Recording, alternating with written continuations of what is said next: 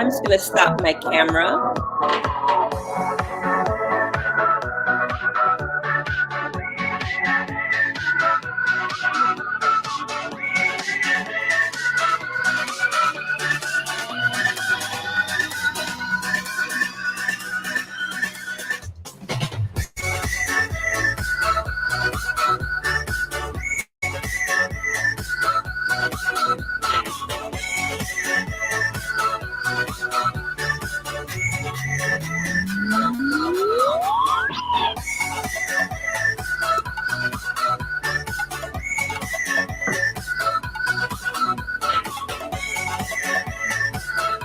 Hey girls, come on.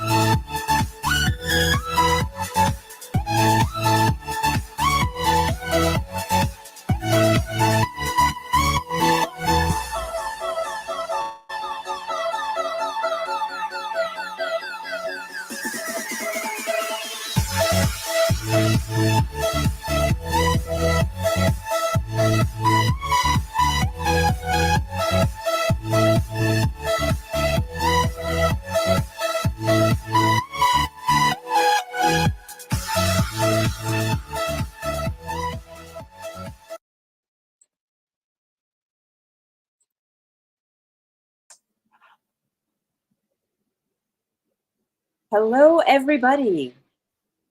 We are excited to have you here today because we're going to be talking about a very interesting subject, and that is intellectual property in healthcare VC. Now, just to give you guys a little bit of background about why this is important for me and for the venture community at large, is that this particular discipline has been around since 1836. So it has been a part of the way that America has built their intellectual property and grown over the decades, over the centuries. And we are very lucky today to have with us David C. Lee. Now, David C. Lee is a partner at Carter, DeLuca and Farrell LLC, and his specialty is intellectual property. And more specifically, within the healthcare space, he works with medical devices and the whole nine. So he's going to be able to give us a really nice deep dive into intellectual property in healthcare, and then also answer some of your questions. So excited to have you, David. Welcome. Thank you very much, Nadia. Very, very happy and very excited to be here today. Thank you. Now, I would love you to just introduce yourself a little bit and tell us a little bit about what you've been doing and what you do at Carter, DeLuca and Farrell. Yes, of course. So I am a patent attorney, and I've been in the patent field for a bit over 20 years now. My law firm is an intellectual property firm. We are located a bit outside of New York City, but we service clients in the intellectual property legal field all over the world. We have clients who are individuals, who are entrepreneurs, startups, universities, S&P 500 companies, Fortune 500 companies, as well as multinational companies. So our expertise runs the gamut of clients from all sizes and technical backgrounds. My background personally is in electrical engineering and computer science. I have a bachelor and master's degree in those. But in the legal field, especially in IP law, the background doesn't limit what we do. And so I've worked in all areas of technology, and most recently in a lot of AI in healthcare. Healthcare is a large part of what Carter DeLuca does and a large part of what I do. And very excited to chat about it today. Wonderful. So I have a question for you about why you gravitated to the IP law space. Thank you for that question. There is a bit of a story behind that. And if you asked me when I was a kid whether I would be a lawyer, I would have said no way. Growing up, I was a techie, loved technology, got my first computer when I was 10 years old. Back in the day, computers were very rudimentary, much less power than what you have now, even on your smartwatches. Couldn't do very much with it, so I gravitated towards using it for programming. And when I fell in love with technology was when I was asked to write a program to help a family friend who was trying to apply for the US Postal Service. At that time, mail sorting was done manually using machines, where a letter would come before a mail sorter, and they would have to type in something to redirect that letter to the right branch. And times have changed. Times have changed. So it was a matter of reflex. When you see some letter before you, recognize the zip code and type in where it needs to go.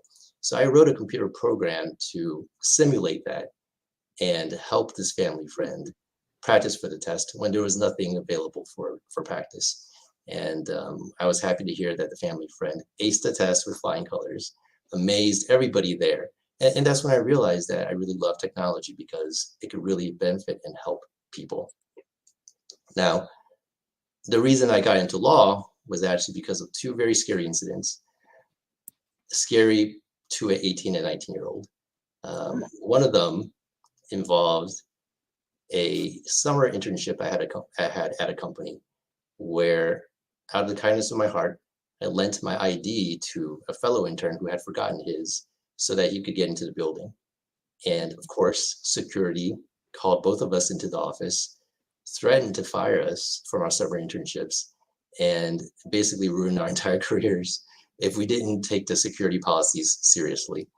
Wow. I was scared to death and wished I had known what the law was on employment and those type of situations. Second one was, as a 20-year-old, I rented a car, misjudged a turn and slightly scraped the side of the car. I had purchased collision damage waiver, which would cover insurance that covers that situation. Nevertheless, the company threatened lawsuits, threatened to take me to court. And as a 20-year-old, of course, I was scared to death as well. So those two situations really made me wish I had known the law. And as I looked into it, I found out that patent law and IP law is a great combination of law and technology. And due to my love of technology and interest in the law, I eventually ended up in IP law. Oh, that's fantastic. So the next question, well, you know, it's interesting because all of those things put together or separately would kind of not make me think you'd go into IP law. But then the way that you tell this story about your history, I can see where everything sort of comes together, because knowledge is so important when dealing with the legal system. And if you don't have it, you're exposed to a lot of things that you may think you can't control, but you can. Exactly. And being a lawyer, as well as having the experience of being able to help others using technology, I think in this role as an IP lawyer, it encapsulates the ability to help others through technology, as well as understanding, how to educate them in the law. So it is a great mix of the two. Wonderful. So, David, how does IP law influence the venture capital ecosystem the way you see it? Sure. I think we should start a little bit about, what intellectual property is and why it's important. And Nanaya, if you could please put up the slides that we had prepared, I think this will be a good visual as while I talk. Wonderful. Can you please hit the present button at the bottom, and then I can do that. Yes, give me 1 second. Sure.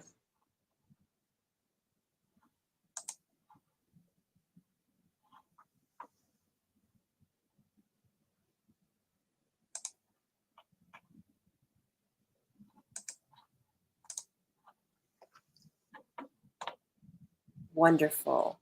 There you go. Okay, so the importance of IP law and its influence on the venture capital ecosystem. First of all, just make sure that everyone understands what we mean when we talk about intellectual property. There are really four basic types of IP: patents, trademarks, copyrights, and trade secrets. And I can definitely go into each of these a little bit more later, but first thing, why is IP important? And how important is it? IP is a federally administered system to protect inventions and copyrights and trademarks. Trade secrets is governed by state law. But as a federally administered system, I like to ask the question, how many people think that government's ability to administer IP is as important as the government's ability to coin money or declare war? And I'm not going to put up a poll because the answer is always the same.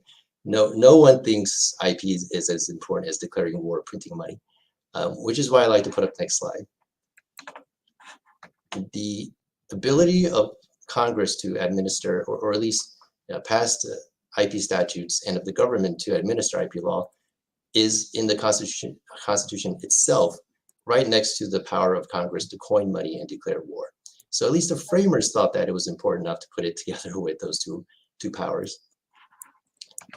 But how does the public and how does the economy think about IP? Let's look at some data. So GDP is a measure of economic output. So on the screen is data about the US GDP from 1963 to 2020. This next slide shows the number of US utility patent applications filed in that same period. And as you might notice, the two graphs look fairly similar.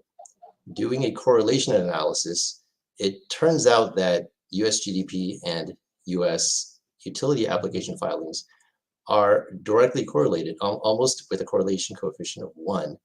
Now, what this means is that if GDP is a reflection of company economic output and it reflects the decisions that companies make on economic output, if US patent application filings is directly correlated with that, it means that in determining company economic, making company economic decisions, IP and patent filings play an important role in the economic decisions of companies.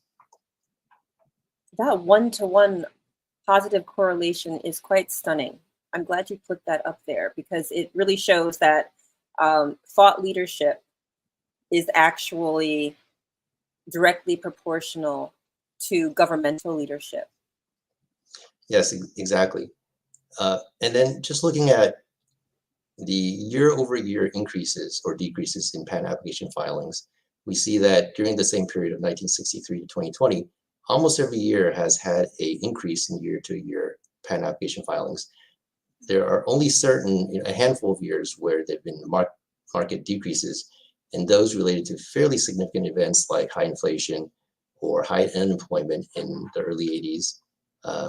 Interesting one, 1996, a very, very large change to the patent laws caused a precipitous decrease in patent application filings for 1 year. And then, of course, the Great Recession and as well as COVID-19 lockdowns.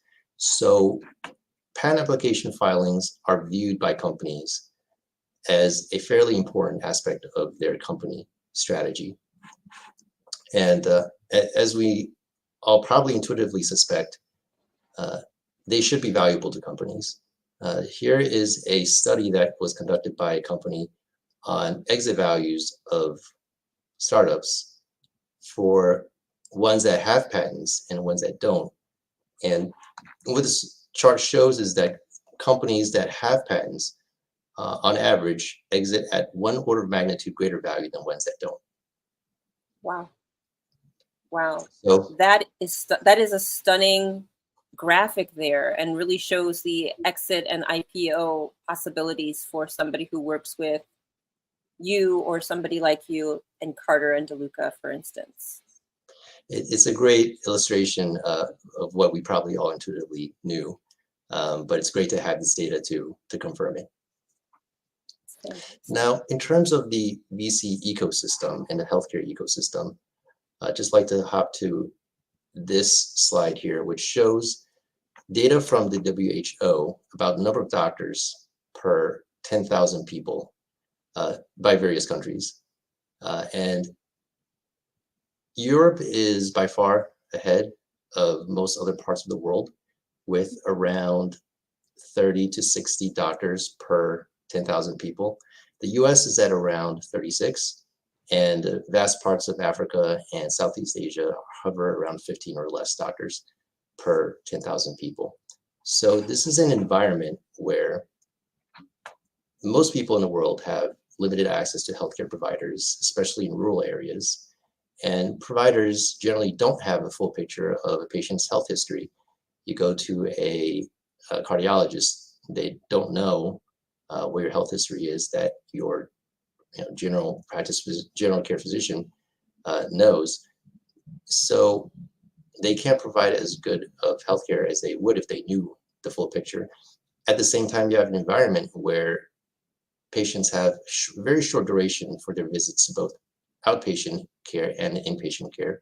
So in this healthcare environment, there are a lot of opportunities for startups and VCs to give patients greater access to physicians and providers, for example, using remote consultations.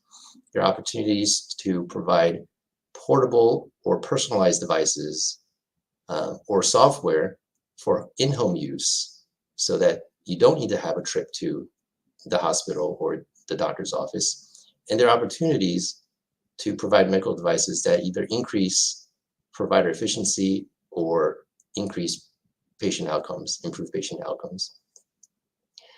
So with those opportunities, let's look a little bit at patent application filings in the healthcare space.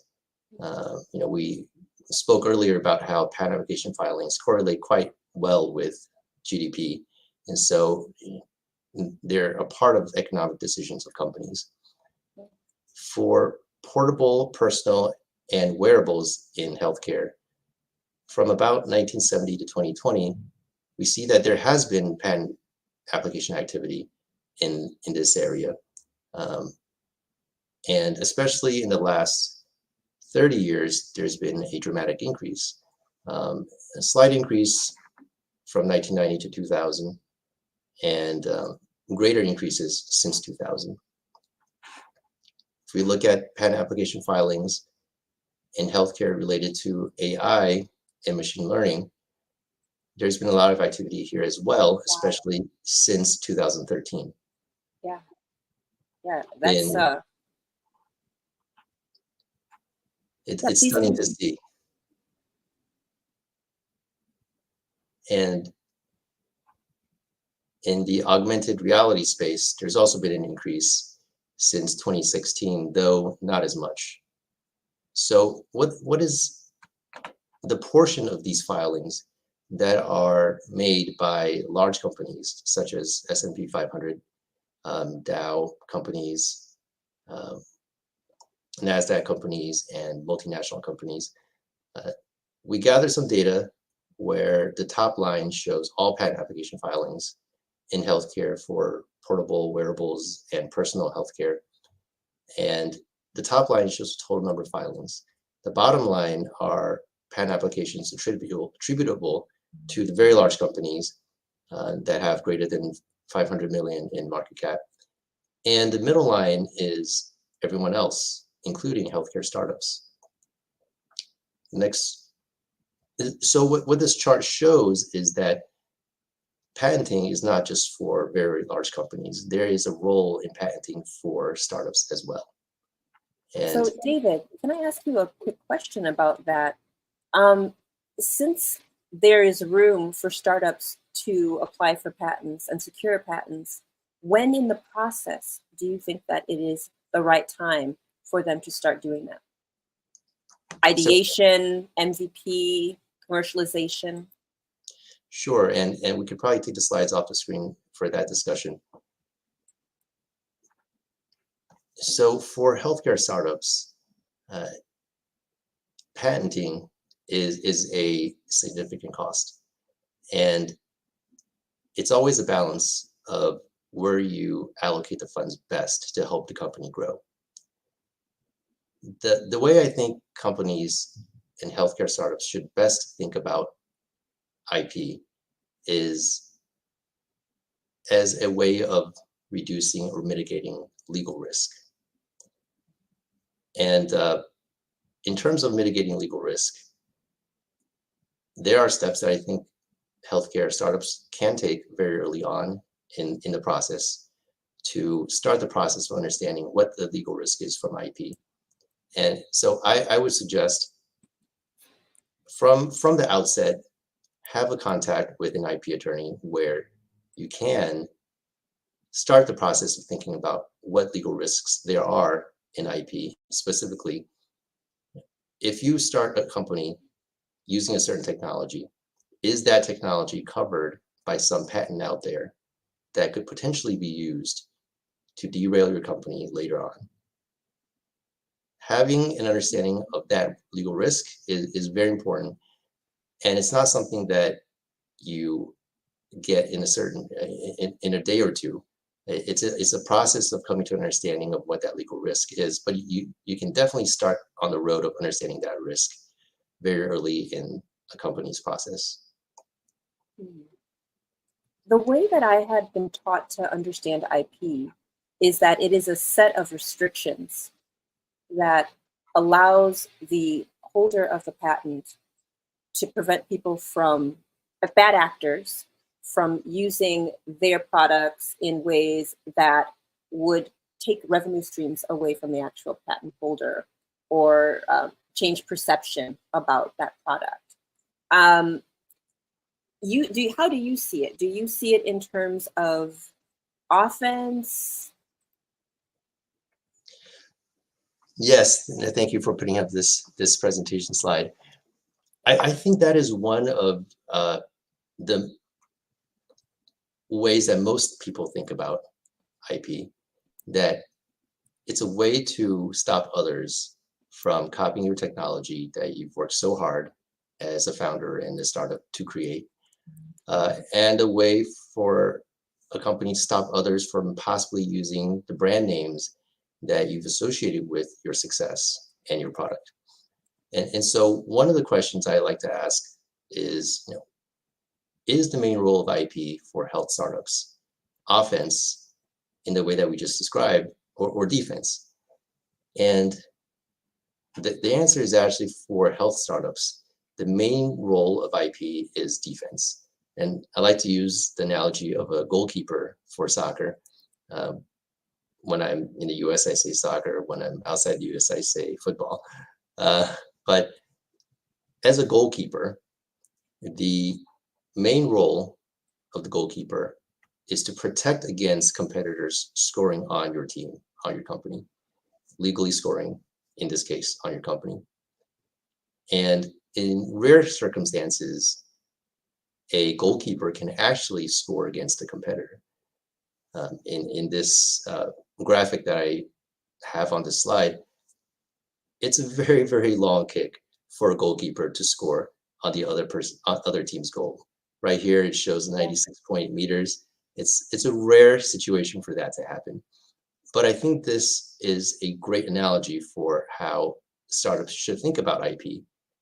The main role is defense, to protect against competitors from scoring on your company legally. And only in rare circumstances do you actually have the chance to score against a competitor using your IP. So yes, it is true that IP can have an offensive role of stopping others. But for a health startup, the main role is defensive, to protect from others from legally scoring against your company. And that's why it's important to understand IP and the legal risks that it can present to your company from other people's patents. Very good. Thank you. So how long, David, would you say that the relationship between a founder and an IP lawyer like yourself would span? The relationship is a long one. And we can think of it as a multi-year relationship. The reason is because as companies grow, their needs change and their exposure to the public changes.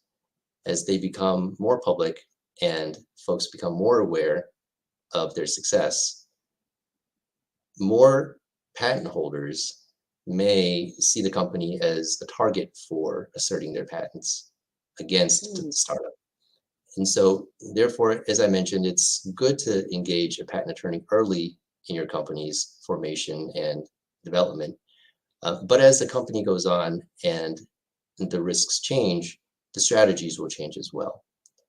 Not only that, the patenting process is a multi-year process. From the time that a patent application is filed to the time that a patent application is examined or even granted is at least generally going to be a 2 to 3 year process. So the relationship is a multi-year one. So start early and then expect to work with you throughout the span of the intellectual property being owned. Exactly. Start early and reach out anytime there's any sort of significant development. Definitely anytime that the company wants to make a public disclosure or a public announcement about product features for advertising, any disclosures to regulators, anything like that is a good time to reach out to a patent attorney or an IP attorney. Now that's on the patent side. On the trademark side, it's important to reach out very early, because if you go down the road of using a brand for your company or for your products and you don't have a trademark registration, it's possible that somebody else can get in a trademark registration for your brand before you do that, and potentially stop you from expanding into other territories where you haven't been in before by way of another company's registration. So when it comes to branding, it's one of those things where once you've used it, there's public and consumer recognition that it's your brand. It's not something that you want to have to change later on because of legal risk. So on the trademark side, absolutely reach out early before you deploy your brand name and get that registration in process before using it. That's very, very important to know. I was also wondering, in terms of what a founder would need in order to start this process, what would it entail and how would they move forward with you, David?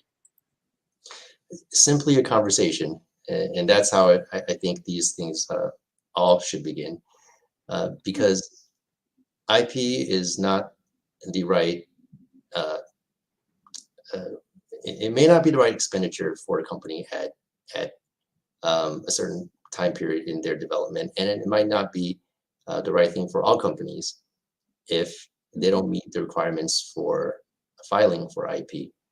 And Right. so a conversation is definitely the first step. What I like to do is get to know a company and what its roadmap is, what its product line is, and what its goals are. And from there, then we can determine for that type of company roadmap and strategy, where can we put in legal work on the IP side to advise the company of their legal risk and develop a strategy. So it's a fairly, in my view, I think it's a very customized type of legal practice where there's no one size fits all. But for that reason, it's also very exciting because you get to know a company intimately and you get to know them very well. And through the collaboration, we try to do the best for and the right thing for each company. Fantastic. Now, David, is IP dependent on territory? And if so, how would a company, a founder that's based, let's say a Delaware company, move forward in terms of their IP? Yes. So IP is territorial, but on a country by country basis. And it depends on which type of IP we're talking about. And for that, I think it may be helpful to give me 1 second. Of course. Show the slides I have on that topic as well.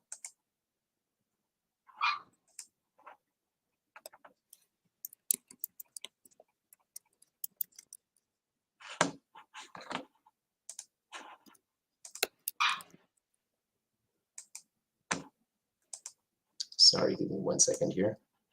No problem. No problem. I'm just going to give everybody a fun fact that in 1790, the progress of useful arts was created by George Washington and Benjamin Franklin. So the idea of having intellectual property has been around almost as long as America has been around. So it's one of those things where the founding fathers of this nation felt it was very important. So I'm just going to reiterate something that David said. It was one of the top 3 things that was really important to founding this country. And I'm going to add your slide to the stage. Thank you. And just to add, Benjamin Franklin had a patent for the first light bulb. The first light bulbs were filament light bulbs that used tungsten as the filament. And he tried a lot of different materials until he found the right one that would actually work. And once he did, he had a patent application on the first light bulb. Okay. That's fantastic. So the question about territoriality, as I mentioned, there are different types of IP, patents and trademarks, copyrights. On the patent side, patents are territorial in the sense that they are country by country filings. So to get patent protection in the US, you have to file a patent application in the US. To have one in various areas of Europe, there's a European patent application that you can file as a regional, but it's a separate application for the one you would file in the US. There is a type of patent application called the PCT, which stands for Patent Cooperation Treaty. That's an international type of placeholder patent application. We can discuss that a little bit more later. But in general, patents are country by country. Mm. Trademarks are also country by country, but they can also be regional.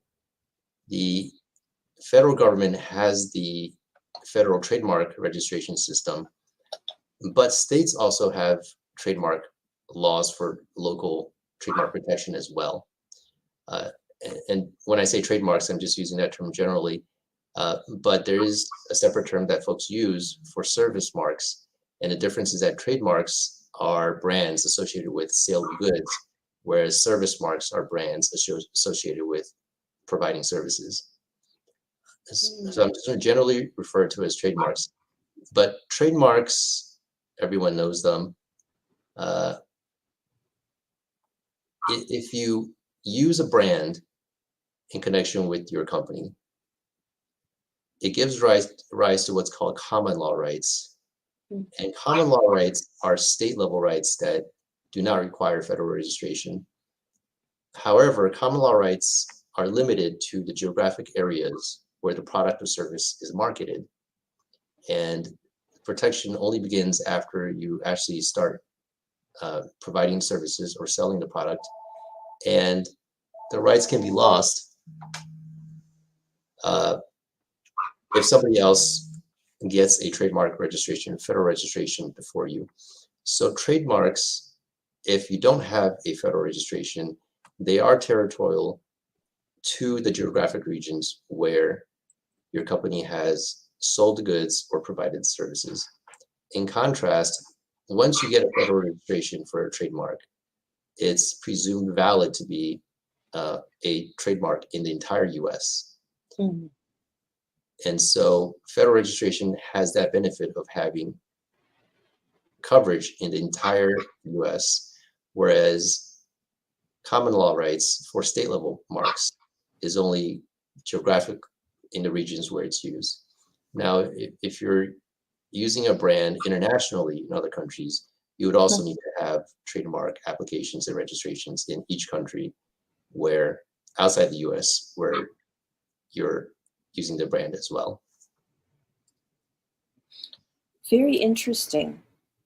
I was also thinking about, like, within the healthcare space, because there are a lot of collaborations between institutions and then also people who hold patents. How do you manage those relationships, David? That's a great question. And in the healthcare space, oftentimes the collaboration between startup companies and patent holders comes up in the context of university research. Mm-hmm. Very often, universities will be doing some sort of research where they see some commercial value, and so they apply for a patent application and eventually get a patent.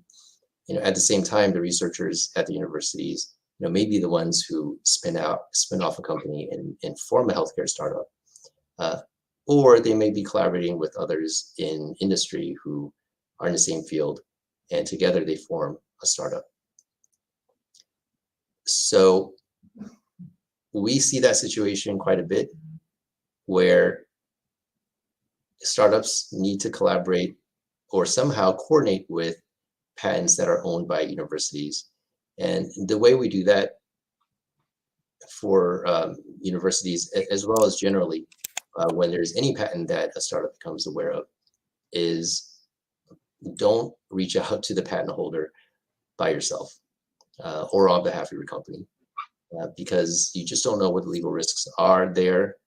And it's possible that the patent holder may take a hostile stance against your company. Definitely engage a patent attorney an IP attorney to reach out to the patent holder on your behalf while keeping your identity secret. And in this way, if the patent holder is not amenable to licensing the patent or the IP to your company, they will know who you are, and they can't find out. So that's the first step. If a patent holder, such as the university or a tech transfer office, is amenable and is willing to license IP, then at that point we would work with the licensor and with the company on the framework for how to license that technology. Licensing is a term that we use to say that the patent owner or the IP owner retains ownership of the IP, but they're willing to have someone else use that technology in return for some sort of licensing revenue. So that would be the type of arrangement we would try to arrange with the patent holder, some sort of licensing agreement, if they're willing to have that type of arrangement.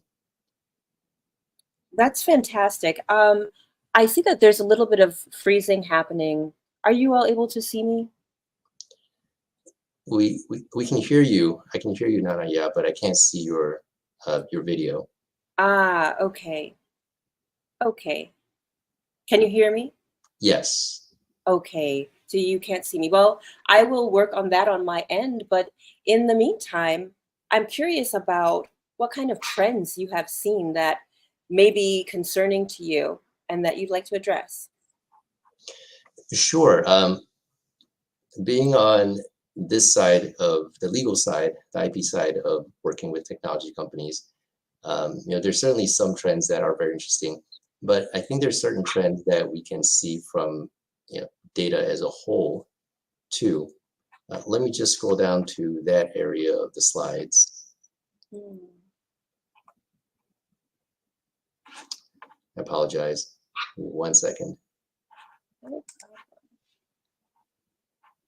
And just to be clear, you're able to see all the slides? It just came up screen. It just came on the screen? Okay. Let me share that again. Okay.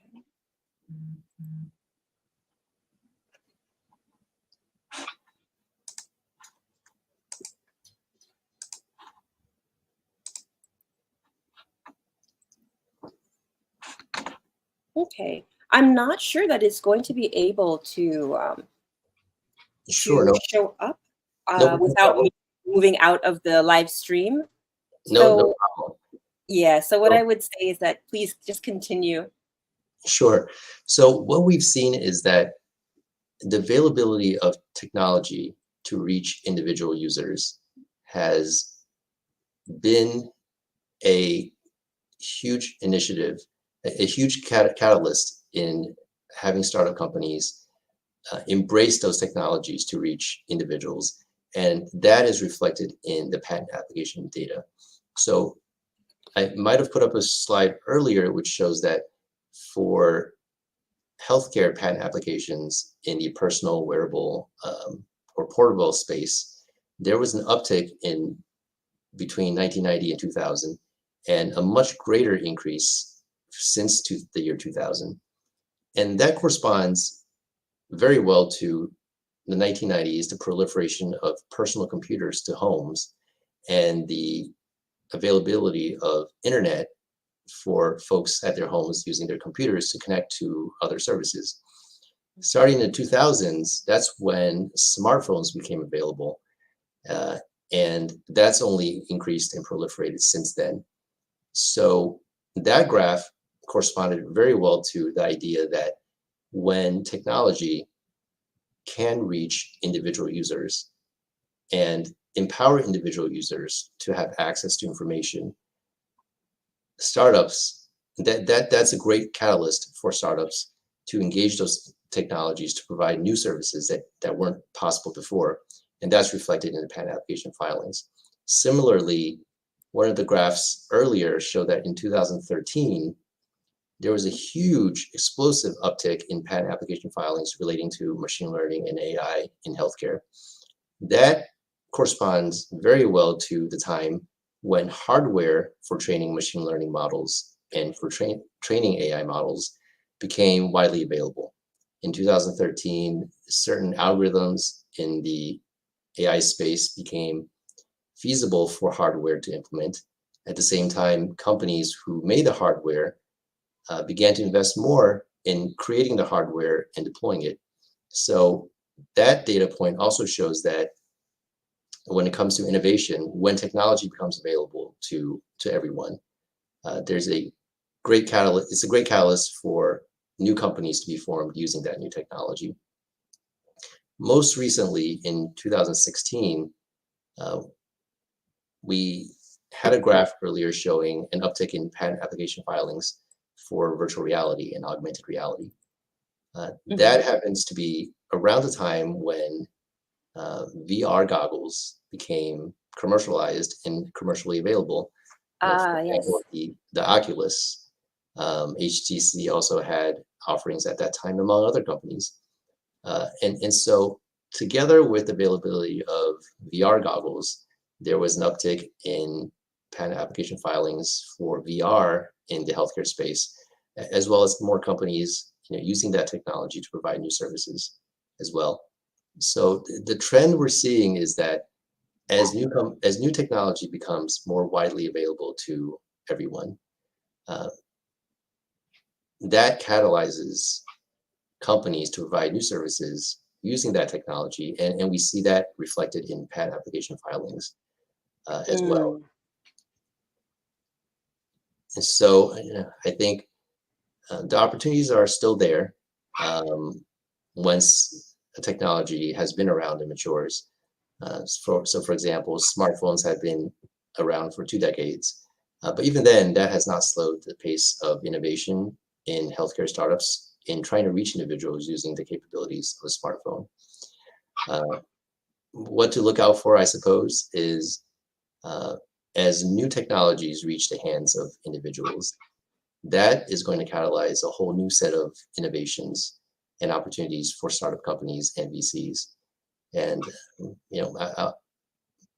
I'd be very interested in keeping track of that and seeing that play out in the future. Some possibilities include quantum computing. That's one area that is starting to make strides. Right now, it's not the type of computing that can be easily accessible for individuals and for companies, but it'll get there. And I would be interested to see, once it does, whether we see a surge of innovation and IP filings as well. Wow, that's really interesting, David. I think you touched on different patents being built upon other patents, and I would like to explore that a little bit more, because you also mentioned Ben Franklin, how he had the tungsten-based light bulb, but he was able to keep iterating on his invention until he got to the place that he felt that the light bulb was ready. So as somebody working in the healthcare space, this happens a lot. We do a lot of experiments, things fail, then things are successful, and we have that pull and push and pull when it comes to creating or manifesting whatever we're working on. So can you talk about how a healthcare scientist, professional, even somebody in pharma would be able to do this? And I know you work mainly with medical devices, SAS, MD, etc. I think that would help us on a large scale to think about that. Yes, certainly. Success is difficult, and along the way, there are going to be many failures. And the trick is to keep going no matter what. But on the legal side, it's difficult to know, which of the various solutions the company is developing, may end up being the successful one or the one that ends up being, in the final version. So it's a process, as I was mentioning before, where the company today, where it is today, is not going to be the same place where it's going to be in 6 months or in 1 year. And so it's important to keep in touch with a IP attorney on the progress of the company anytime design changes, to reach out and see if the strategy that was discussed 3 months ago, 6 months ago is still the right strategy. And there are definitely strategies out there in patenting that allow for fairly low cost type of early stage protection for ideas, which may be possibilities for making into a final product, but are simply possibilities. There are strategies for getting limited protection for those types of development features. And then once development gets to a point where certain solution is finalized as the one, then to at that point decide to progress further with IP protection on the finalized design. So my suggestion is definitely keep an IP attorney apprised throughout that entire process. Anytime design changes, have another call and see whether the strategy is still the same. And as the company product changes, the strategy may change as well. Got it. Thank you for that. And looks to me like we have a question from Angel Laura. And what he says is, sometimes as an early stage health tech startup, we often use white label customized SaaS platforms to get off the ground quickly, but with the vision to develop our own in the short term. What is your recommendation on how to manage the IP based on this scenario? That's a great question, and one that we've seen quite a bit. And it completely makes sense. The important thing to think about here is ownership of the white labeled, the IP in the white labeled platform. You'll have a company develop the platform, write the code, but mainly at your instruction. So what's important is at the beginning of that process, when engaging the development company, to have provisions in there which say that IP that's embedded in the company, if it came from you as the company hiring the coder, that IP belongs to the company. However, anything that the developer brings to the table is still owned by the developer. That type of balance we see quite a bit. It makes the most sense because you're hiring the company to bring their expertise. They don't want to lose their IP in their expertise. At the same time, the platform is implementing an idea that you, the company, brought to the table, and so you should own that IP. So it's important in the agreement with the developer to delineate who owns which rights. But very important is that anything that the developer contributes to the platform is something that should be licensed to you as the company. And in this way, you either own the rights that you originated, or you have a license to the expertise that the developer provided.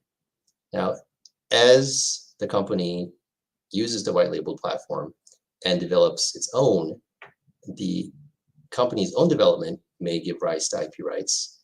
And for example, at that point, you may have some unique features in your platform that you're developing, or some unique approach to something that may have been around, but it's a unique approach.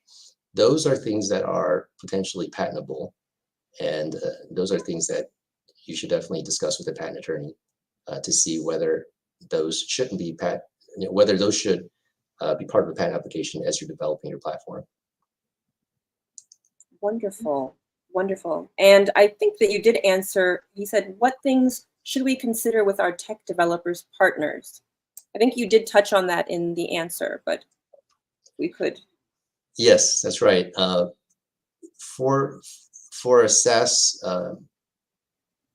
platform developer, definitely consider delineating the rights of what they bring to the table and what you as the company bring to the table. In other situations where it's more like a joint venture or a collaboration, two or more companies are putting their heads together and each contributing their respective expertise. In that case, very often what I see is that each of the individual companies will have ownership in the eventual product that comes out of that collaboration. Again, it's important to set out at the very beginning what that arrangement looks like. And this is usually done with the help of IP attorneys who have experience preparing and drafting those agreements. And so delineate again in the joint venture agreement what ownership of IP looks like. And once that's set, then the joint collaboration, joint development will just proceed according to that agreement. Fantastic. Thank you for that. And Vic Sharma, he actually is a founder who works with MiraCare, has 2 questions for you, David. The first is, do companies patent their AI/machine learning algorithms? That's a great question. And the answer is, it depends, as with most legal questions. But here's why.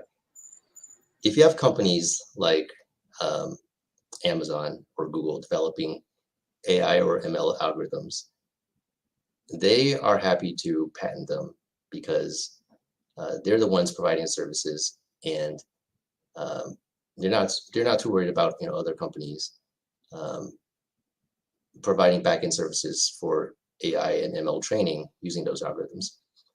If you're talking about a startup which is implementing a custom AI or ML model and everything's running in the back end, but the value of the platform to consumers is something that ultimately is consumer facing, and the AI and ML models are operating at the back end to support those services, then in those situations, some companies will file a patent application for those back-end AI and ML algorithms, and some won't.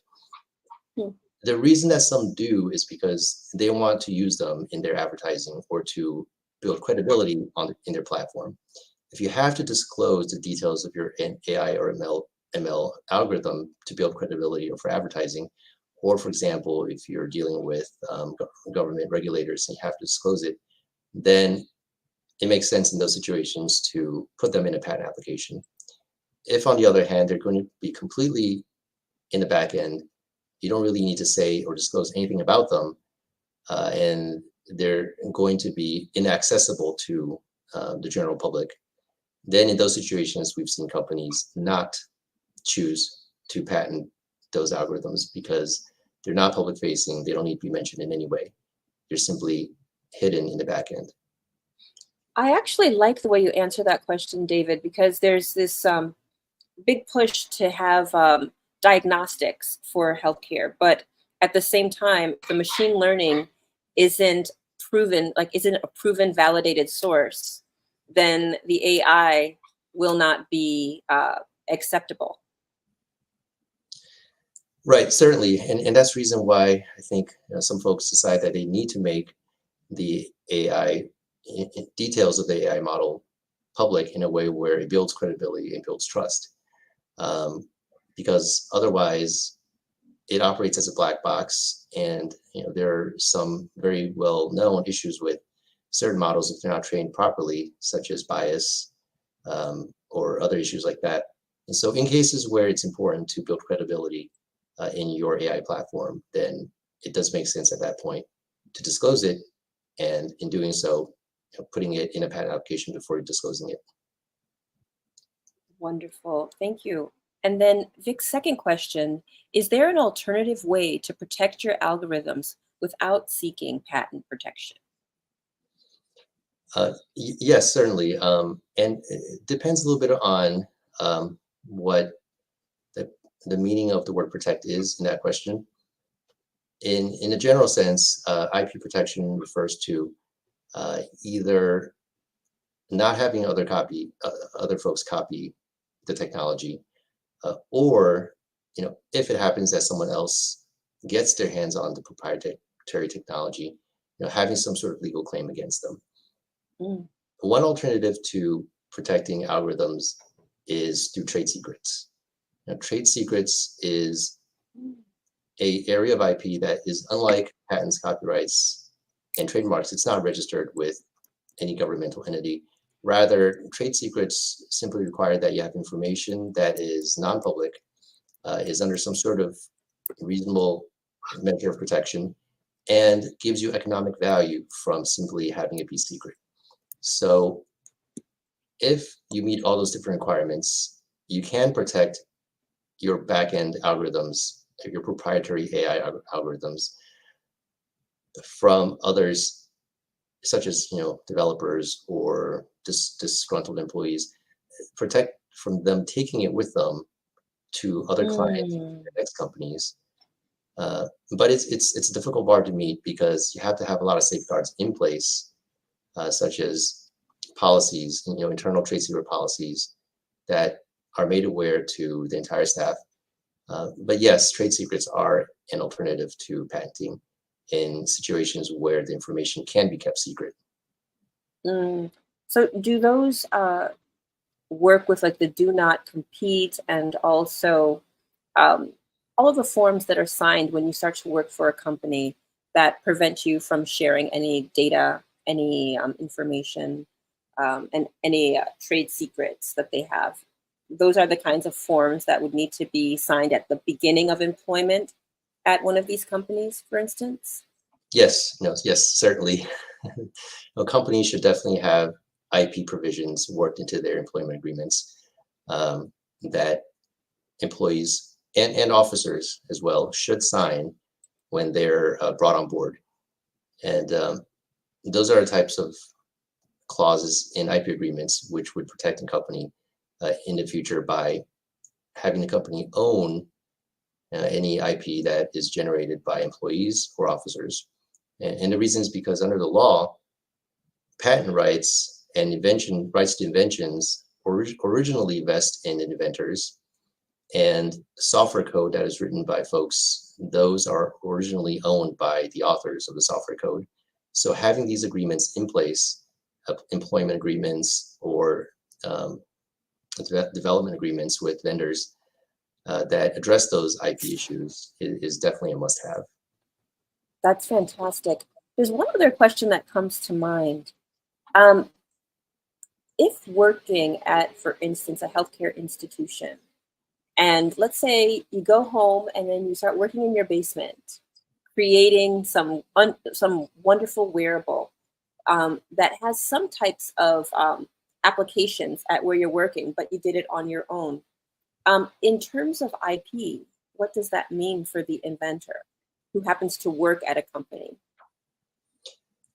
Yes, that's also a very good question. And we get that question a lot, especially from physicians who are working in a hospital setting. And they have ideas. They have ideas for improvements to devices or even new devices that could definitely benefit their practice area. In those cases, it's important to have an attorney review the employment agreement with the employer, whether it's a hospital system or some other employer. Those will generally say something to the effect that anything you develop on company time, during company hours, and or using company resources belongs to the company. And so not all of them say the same thing. And so it's important to review the exact clause in the employment agreement to see what it says. But in your scenario, if the inventor is doing everything at home, not during work hours, and is not using any sort of company resources, and depending on what the agreement says, if it's in some way unrelated to their duties for the company, then there may be a way for the invention in that situation to arguably not be owned by the company and be owned by the inventor individually. There's no general rule here. It's simply reviewing the employment agreement and determining what it says. Thank you, David. That's so helpful. I want to thank you for being part of this webinar. Your answers were so insightful and so helpful. And also for being such a champ and dealing with the technical difficulties in such a professional way. But I didn't expect anything less from you. I know that you are a champion. So thank you very much. Thank you very much. absolutely my pleasure. And thank you very much for having me. You're very welcome. And I just want everybody to know that at the bottom, I'm scrolling David's LinkedIn. I can actually put that into the chat if you'd like. And let me do that. And also, there is, and also, I will put down in the chat, DeLuca, and DeLuca and Farrell's website so that you can look at that as well. So let me just make that happen for all of you. And I would like to thank you all from the bottom of my heart for attending this webinar and making it as special as it was today. Yes, thank you, everyone. Bye-bye. Thank you. Bye.